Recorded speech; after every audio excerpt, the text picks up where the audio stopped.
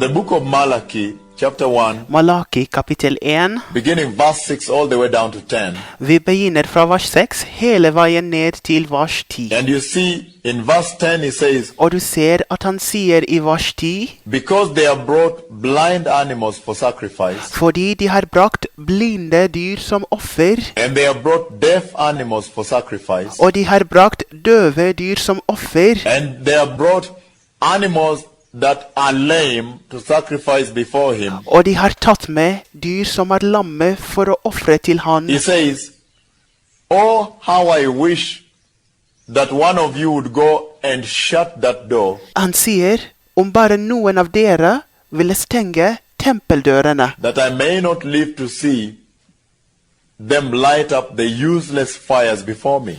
så dere ikke forgjeves tenner opp ild på mitt alter.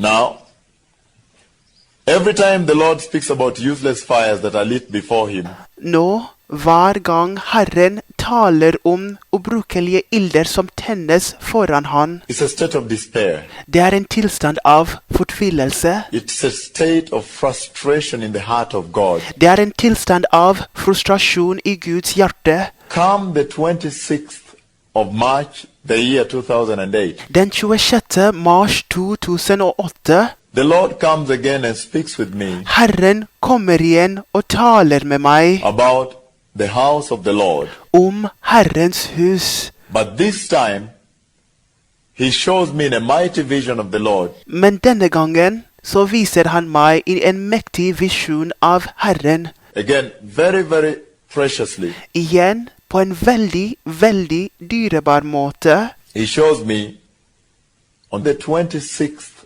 of March, the year 2008. Så viser han meg den 26. mars 2008. He shows me now in that vision the temple of the Lord in heaven, Han viser meg nå i den visjonen Guds tempel i himmelen. the glorious house of the Lord in heaven. Guds herlige hus i himmelen. And the glory of the Lord in that vision began to open up, Og Guds herlighet i den visjonen begynte å åpne seg.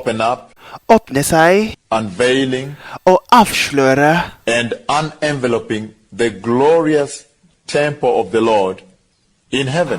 og å vise Guds herlige tempel i himmelen. And such a mighty, glorious temple covered with the glory of the Lord. Og får en mektig, herlig tempel dekket av Guds herlighet. It is glowing, and I see the tinge of gold. Det glimrer, og jeg ser den lille delen av gull. So every time this happens, Så hver gang dette skjer, and if I remember very well, it only happened once in the Bible, og hvis jeg husker veldig godt, så skjedde det bare én gang i Bibelen. when the Lord was able to give Moses a glimpse Når Herren ga Moses et glimt of his mighty, glorious house in heaven, av hans mektige, herlige hus i himmelen. there was an instruction Det var en instruksjon that God was passing down to the church. som Gud skulle sende ned til menigheten. I remember very well. Jeg husker veldig godt. At that time, På den tiden there was the så fall var det fallet in Israel, i Israel. the fall within Israel, Fallet i Israel. the house of Jacob, Jakobs hus. on their way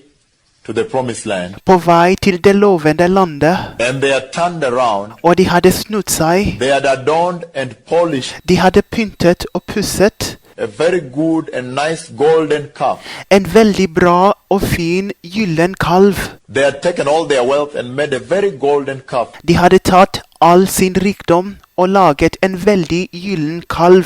and placed it in the house. Og plasserte den i Guds hus. And they started worshipping the golden calf, the idol. Og de begynte å tilbe den gylne kalven, idolen.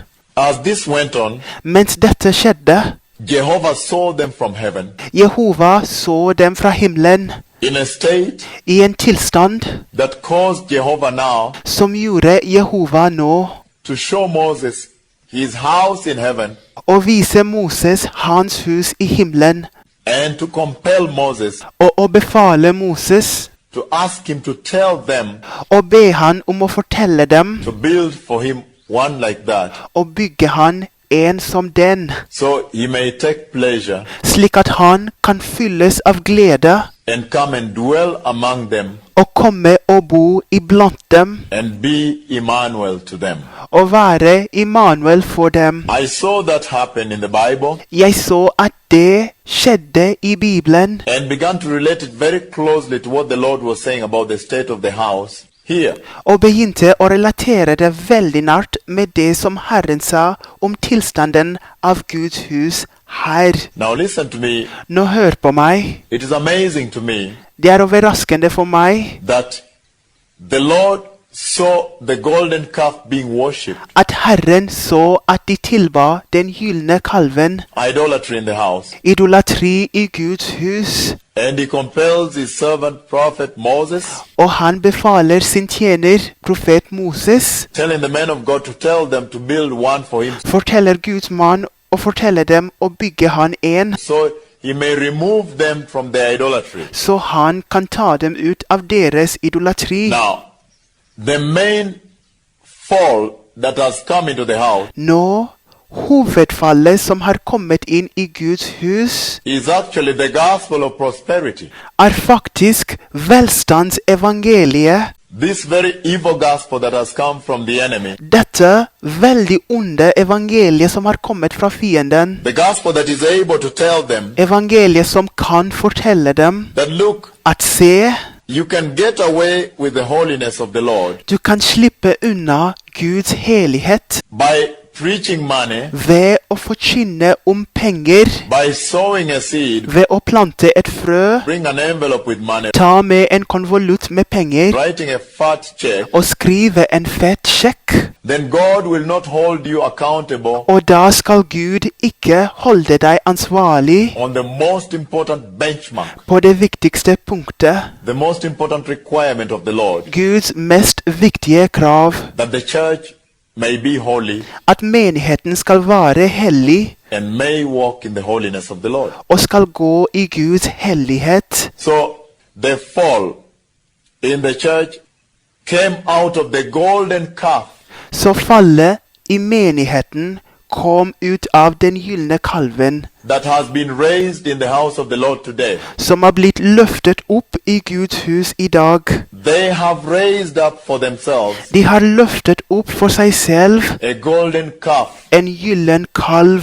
There is a beautiful golden calf that they have raised in the house, Det er en vakker gyllen kalv som de har løftet opp i huset, and they are busy kneeling down and worshiping it og de er opptatt med å knele ned og tilbe den, and going around it. og de går rundt den. They are worshiping the golden calf in the house. De tilber den gylne kalven i Guds hus. And so God showed me on the 26th of March, the year 2008, Så Gud viste meg den 26. mars 2008 the glorious temple in heaven.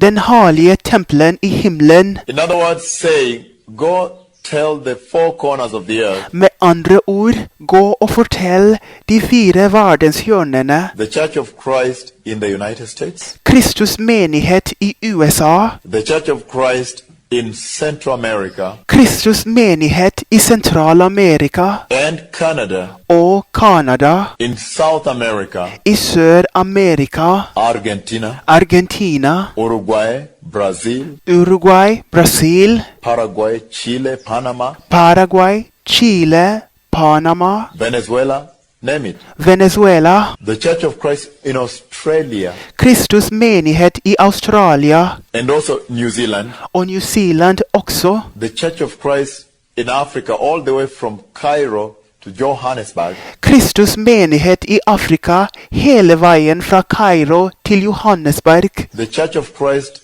in Europe, Kristus menighet i Europa, touching Germany, til og med Tyskland, Britain, Storbritannia, Switzerland, Sveits, Finland, Sweden, Finland, Sverige, all the way to Portugal, hele veien til Portugal, and all the nations, Malta of Europe. og alle nasjonene, Malta i Europa. I am talking about the Church of Christ in Asia, Jeg taler om Kristus menighet i Asia, Pakistan, Indonesia, Japan, Pakistan, Indonesia, Japan, all the way down to India, hele veien ned til India, all over the earth, even in the islands. på hele jorden, til og med på øyene. God is telling the church right now Gud forteller menigheten akkurat nå that, look, I have seen the idolatry of your defilement. at se, jeg har sett idolatrien av deres urenhet. I have watched and seen you dancing around a golden calf. Jeg har sett på, og jeg har sett dere danse rundt den gylne kalven, Worshipping it, tilbe den, and you put a lot of money, og dere har brukt mye penger, made it golden, very wealthy. laget den av gull, veldig velstendig. All your wealth you've used to build that golden calf. All deres rikdom har dere brukt for å bygge den gylne kalven. I have seen that you are worshipping idolatry of prosperity, Jeg har sett at dere tilber velstandsidolen, the things of the world. det som er i verden. Like Jeremiah says, the book of Jeremiah, Som Jeremia sier i Jeremia, he says, the customs of men are useless. for folkenes skikker er ubrukelige, They are worthless. de er tomme. A man takes a chisel and a saw. En mann tar en øks og en sag. He cuts down wood, timber from the forest, Han hugger ved, tømmer fra skogen, and he adorns it with gold. og han pynter det med gul. They cannot speak. De kan ikke snakke, They cannot walk.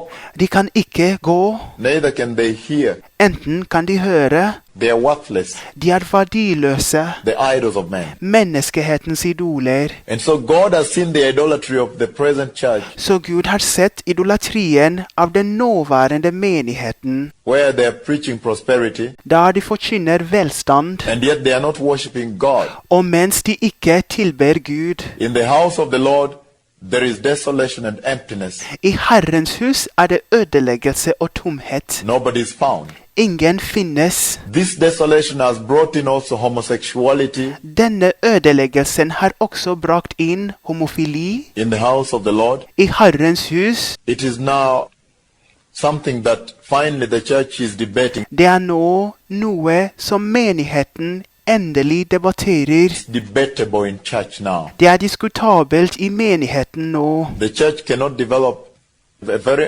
uncompromising position Menigheten kan ikke utvikle et veldig kompromissløst standpunkt on this great abomination of homosexuality anymore. til denne store styggedommen av homofili lenger, Because she's busy worshipping the golden calf. fordi hun er opptatt med å tilbe den gylne kalven.